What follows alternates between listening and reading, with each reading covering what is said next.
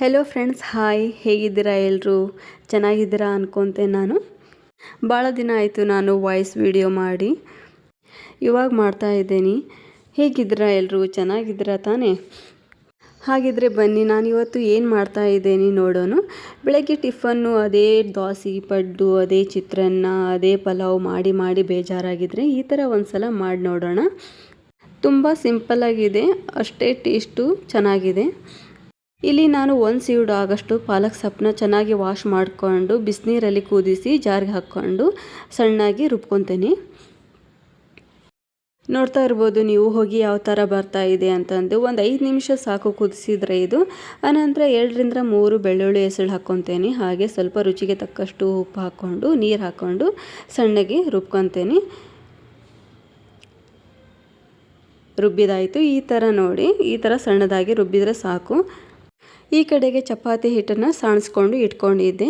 ಇವಾಗ ರುಬ್ಬಿಟ್ಕೊಂಡಿದ್ನಲ್ಲ ಪಾಲಕ್ ಸೊಪ್ಪನ್ನ, ಅದನ್ನು ಸ್ವಲ್ಪ ಸ್ವಲ್ಪ ಹಾಕ್ಕೊಂಡು ನಾದಿಟ್ಕೊತೀನಿ ಹಿಟ್ಟನ್ನ. ಈ ಥರ ಪಾಲಕ್ ಸೊಪ್ಪನ್ನ ಕುದಿಸಿ ಹಾಕ್ಕೊಂಡ್ರೆ ಚಪಾತಿ ಕೂಡ ಅಷ್ಟೇ ಪುರಿ ಉಬ್ದಂಗೆ ಉಬ್ಬುತ್ತೆ, ಹಾಗೆ ಪದರ ಪದರಾಗಿ ಬರುತ್ತೆ. ಫ್ರೆಂಡ್ಸ್, ಒಂದ್ಸಲ ಟ್ರೈ ಮಾಡಲೇಬೇಕು ನೀವು. ಸ್ವಲ್ಪ ರುಬ್ಬಿಟ್ಕೊಂಡಿದ್ದು ಪಾಲಕ್ ಸೊಪ್ಪು ಏನಾದರೂ ಕಮ್ಮಿ ಆದರೆ ಬೇಕಾದರೆ ನೀರು ಹಾಕಿ ನಾದ್ಕೋಬೋದು ನೀವು. ನೋಡ್ತಾ ಇರ್ಬೋದು, ಫೈನಲ್ ಆಗಿ ಈ ಥರ ನಾದಿದೆ.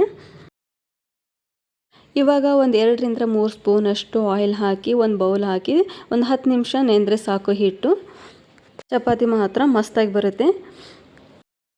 ಈ ಥರ ಒಂದ್ಸಲ ಮಾಡಿ ನೋಡಿ. ಚಪಾತಿ ತಿಂತಾ ಇದ್ದೇವೆ ಅಂತಂದು ಅನಿಸೋದಿಲ್ಲ, ಹೋಳಿಗೆ ಥರ ಆಗುತ್ತೆ ಚಪಾತಿ ಮಾತ್ರ.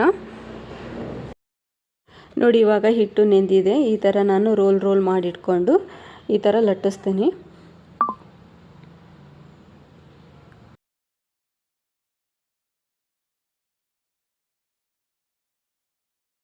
ನಂತರ ಈ ಥರ ಲಟ್ಟಿಸ್ಕೊಂಡು ಚಪಾತಿನ ಕಾದಿರೋ ಹಂಚಿಗೆ ಹಾಕಿ 2 ಕಡೆಗೆ ಆಯಿಲ್ ಹಾಕಿ ಬೇಯಿಸಿದರೆ ಚಪಾತಿ ರೆಡಿಯಾಗುತ್ತೆ.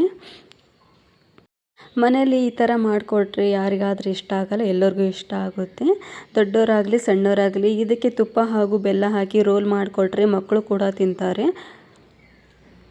ನಂತರ ನಾನು ಇಲ್ಲಿ ಕಾಂಬಿನೇಷನ್ ಆಗಿ ಬಟಾಣಿ ಪಲ್ಯ ಮಾಡ್ಕೊಂಡಿದ್ದೆ. ಅದು ಯಾವ ರೀತಿ ಮಾಡ್ಕೊಂಡೆ ಅಂತಂದು ತೋರಿಸ್ತೀನಿ ಬನ್ನಿ.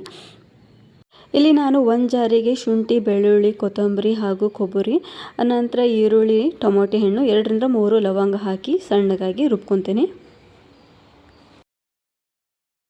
ಆನಂತರ ಈ ಕಡೆಗೆ ಒಂದು ಕಡಾಯಿನ ಬಿಸಿ ಮಾಡಿಕೊಂಡು ಆಯಿಲ್ ಹಾಕ್ಕೊತೀನಿ. ಆಯಿಲು ಬಿಸಿ ಆದಮೇಲೆ 2ರಿಂದ 3 ಹೆಸರಷ್ಟು ಚಕ್ಕೆ ಹಾಕ್ಕೊಂಡು ಬಿಸಿ ಮಾಡ್ಕೊತೀನಿ. ಆನಂತರ ಅದೇ ಮಾಮೂಲಿ ಸಾಸಿವೆ, ಜೀರಿಗೆ, ಆನಂತರ ಟೊಮೊಟೊ ಹಣ್ಣು, ಈರುಳ್ಳಿ, ಕೊತ್ತಂಬರಿ, ಕರಿಬೇವನ್ನ ಕಟ್ ಮಾಡಿ ಇಟ್ಕೊಂಡು ಒಗ್ಗರಣೆ ಕೊಟ್ಕೊತೀನಿ. ಇಲ್ಲಿ ಮಸಾಲೆ ತಗೊಂಡಿದ್ನಲ್ಲ ಅದು ಕೂಡ ಸೇರಿಸ್ಕೊಂಡು ಮಿಕ್ಸ್ ಮಾಡ್ಕೊತೀನಿ. ಅದು ಎಣ್ಣೆ ಒಳಗೆ ಫ್ರೈ ಆದಮೇಲೆ ಇಲ್ಲಿ 2 ಸ್ಪೂನಷ್ಟು ಧನಿಯಾ ಪುಡಿ, 1 ಸ್ಪೂನಷ್ಟು ಅರಿಶಿಣ, ಆನಂತರ ಖಾರದ ಪುಡಿ, ರುಚಿಗೆ ತಕ್ಕಷ್ಟು ಉಪ್ಪು ಹಾಕಿ ಮಿಕ್ಸ್ ಮಾಡ್ಕೊತೀನಿ. ಈ ಪಲ್ಯ ಕೂಡ ಅಷ್ಟೇ ಚೆನ್ನಾಗಾಗುತ್ತೆ. ಚಪಾತಿ ಕೊಟ್ಟಾಗೆ ಆನಂತರ ಪುರಿ ಜೊತೆಗೆ ಕಾಂಬಿನೇಷನ್ ಆಗುತ್ತೆ. ಆನಂತರ ಈ ಕಡೆಗೆ ಮೊದಲೇ ಕುಕ್ಕರಲ್ಲಿ ಬೇಯಿಸಿಟ್ಕೊಂಡಿದ್ದೆ ಬಟಾಣಿ ಹಾಗೂ ಆಲೂನ. 2ರಿಂದ 3 ವಿಸಿಲ್ ಹೊಡೆಸಿದ್ರೆ ಸಾಕು, ಆಲೂ ಹಾಗೂ ಬಟಾಣಿ ಬೇಯುತ್ತೆ. ನಂತರ ಈ ಮಸಾಲೆ ಜೊತೆಗೆ ಮಿಕ್ಸ್ ಮಾಡ್ಕೊತೀನಿ. ಈ ಥರ ಪಲ್ಯ ಒಂದ್ಸಲ ಟ್ರೈ ಮಾಡಲೇಬೇಕು ನೀವು, ಅಷ್ಟು ಚೆನ್ನಾಗಾಗುತ್ತೆ ಪಲ್ಯ ಕೂಡ. ಒಂದು 5 ನಿಮಿಷ ಈ ಎಣ್ಣೆ ಒಳಗೆ ಬೆಂದರೆ ಸಾಕು. ಮಸಾಲೆ ಆಗಲೇ ಫ್ರೈ ಆಗಿತ್ತು. ನೋಡಿದ್ರಲ್ಲ, ಫೈನಲ್ ಆಗಿ ಪಲ್ಯ ರೆಡಿ ಆಯಿತು. ನೋಡ್ತಾ ಇರ್ಬೋದು ನೀವು ಎಷ್ಟು ಚೆನ್ನಾಗಿ ಪಲ್ಯ ಬಂದಿದೆ ಅಂತಂದು.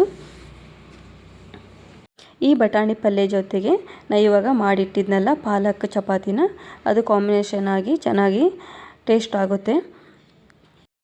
ಇವತ್ತು ಮಾಡಿರೋ ಈ ಡಿಶ್ ನಿಮಗೆಲ್ಲ ಇಷ್ಟ ಆಗುತ್ತೆ ಅಂದ್ಕೊತೀನಿ. ಇಷ್ಟ ಆದರೆ ತಪ್ಪದೆ ಮನೆಯಲ್ಲಿ ಒಂದ್ಸಲ ಟ್ರೈ ಮಾಡಿ ನೋಡಿ ಫ್ರೆಂಡ್ಸ್. ಮರೆಯದೆ ಲೈಕ್ ಹಾಗೂ ಸಬ್ಸ್ಕ್ರೈಬ್ ಮಾಡಿ.